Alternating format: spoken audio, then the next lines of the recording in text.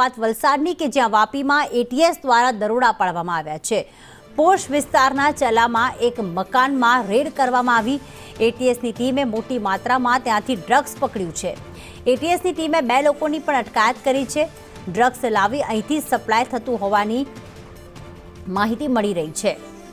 તો પૂછપરછમાં મોટા નામ બહાર આવે તેવી શક્યતા છે। વલસાડ એસઓજીની ટીમ સાથે એટીએસ દ્વારા એક સફળ ઓપરેશન પાર પાડવામાં આવ્યું। જાવેદ જોડાઈ ગયા છે। જાવેદ, આ પોશ વિસ્તારમાં એક જે ઘર છે ત્યાં દરોડા પાડવામાં આવ્યા, મોટી માત્રામાં ડ્રગ્સ ત્યાં મળી આવ્યું છે।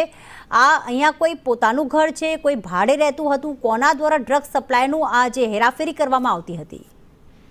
જી હાલ જે છે વાપી ટાઉન પોલીસ સ્ટેશન હદ વિસ્તારમાં આવેલ ચલા વિસ્તારના મોહિત પાર્ક એરિયાની અંદર જે બંગલો છે એની અંદર જે છે એટીએસે છાપો માર્યો છે।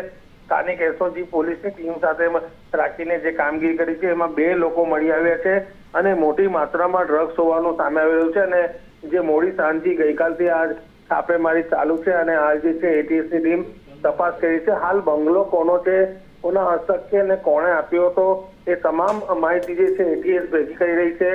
ખાસ કરીને આંતરરાજ્ય કનેક્શન પણ આની અંદર બહાર આવી શકે એવી પણ માહિતી છે, જે કે મુંબઈ, દમણ અને સેલવાસની અંદર પણ આના છેડા અડેલા હોવાની જે વાત છે એ સામે આવી રહી છે અને ખૂબ મોટા ગજાના લોકો જે છે આની સાથે સંકળાયેલા હોવાની વાત છે। કારણ કે જે પ્રકારે બંગલો છે અને બંગલો ખૂબ જ પ્રતિષ્ઠિત વ્યક્તિનો બંગલો હોવાની પણ વાત છે, પરંતુ એ પોતે અહીં આ કામ કરાવતા હતા કે પછી તેમણે ભાડે આપ્યો હતો કે પછી આ બંગલો તેમણે કોઈને વેચી દીધો હતો, એ તમામ માહિતી જે છે એ એટીએસની સંપૂર્ણ તપાસ પૂર્ણ થયા બાદ જ હાલ બહાર આવે એમ છે। ત્યારે અહીં બંગલાનો એક વોચમેન અને અન્ય એક શખ્સને છે એટીએસે ગઈકાલ સાંજે અટકાયત કરી છે અને તેઓની પૂછપરછ ચાલુ છે।